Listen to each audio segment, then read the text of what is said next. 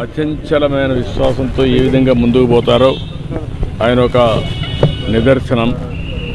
ఆయన ఒక బాగా చదువుకొని కష్టపడి చదువుకున్న తర్వాత లెక్చరర్గా ప్రారంభించి రీడర్ అయి తర్వాత ప్రొఫెసర్ అయి అక్కడి నుంచి ఎకనామిక్ అడ్వైజర్గా ఎదిగి డిపార్ట్మెంట్లో ఎకనామిక్ అడ్వైజర్గా పనిచేస్తూనే ఆ తర్వాత మనం చూస్తే ఆయన ఆర్బీఐ గవర్నర్ కావడం, అదేవిధంగా డిప్యూటీ చైర్మన్ ప్లానింగ్ బోర్డు కావడం, యూజీసీ చైర్మన్ కావడం, ఇలాంటి అనేకమైనటువంటి ఉన్నతమైన పదవులు, అది పబ్లిక్ పాలసీ విషయంలో కావచ్చు, లేకుంటే ఎకనామిక్ పాలసీస్ కావచ్చు, ఇవన్నీ కూడా ఇన్వాల్వ్ అయ్యి ఫైనాన్స్ మినిస్టర్ అయ్యాడు.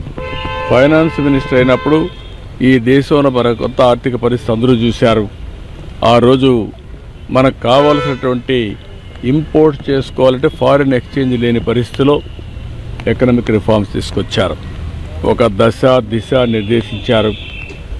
అదే కాకుండా దేశానికి దూరదృష్టితో ఎకనామిక్ రిఫార్మ్స్ తీసుకొచ్చి దానివల్ల ఈరోజు మనందరం మాట్లాడుకునే భారతదేశం గ్రేట్ నేషన్ అవుతుందంటే ఆ రోజు ఆయన తీసుకున్న రిఫార్మ్స్. ఆయన ప్రధానమంత్రిగా మీరు చూస్తే అతి ముఖ్యమైనటువంటి 4 పబ్లిక్ పాలసీలు తీసుకొచ్చాడు. ఒకటి, ఆ రోజు ఆయన చేసింది ఎంప్లాయ్మెంట్ జనరేషన్ కోసం నరేగా తీసుకొచ్చారు. రైట్ టు ఇన్ఫర్మేషన్, ఈరోజు మనందరం కూడా ఇన్ఫర్మేషన్ ఏది కావాలో తీసుకుంటున్నామంటే ఆ రోజు రైట్ టు ఇన్ఫర్మేషన్ తీసుకొచ్చారు. రైట్ టు ఎడ్యుకేషన్, కంపల్సరీగా చదువుకోవాలి, ఆ విధంగా రైట్ టు ఎడ్యుకేషన్ తీసుకొచ్చారు. ఈరోజు యుఏఐడి కింద ఆధార్ ఏదైతే అథెంటికేషన్ ఉందో అది ఎక్కడ కూడా ఏమాత్రం కూడా ప్రభుత్వం ఖర్చు పెట్టే డబ్బుల్లో ఫ్రాడ్ లేకుండా చేయగలిగారంటే అది ఒక పెద్ద అసెట్గా చేయగలిగారు. ఇలాంటి వినూత్నమైన పాలసీలు తీసుకొచ్చిన వ్యక్తి మన్మోహన్ సింగ్ గారు. ఎవరికి కూడా ఈ గౌరవం దక్కదు. ఒక అకాడమిషియన్, ఒక పాలిటీషియన్, ఒక ఎకానమిస్ట్, ఒక బ్యూరోక్రాట్, ఈ 4 కూడా సమర్థవంతంగా పనిచేసిన వ్యక్తి, రాణించిన వ్యక్తి మన్మోహన్ సింగ్ గారు.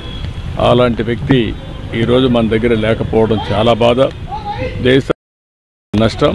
కానీ ఆయన ఐడియాలజీ శాశ్వతంగా, ఆయన ప్రారంభించిన రిఫార్మ్స్ శాశ్వతంగా ఉంటాయి.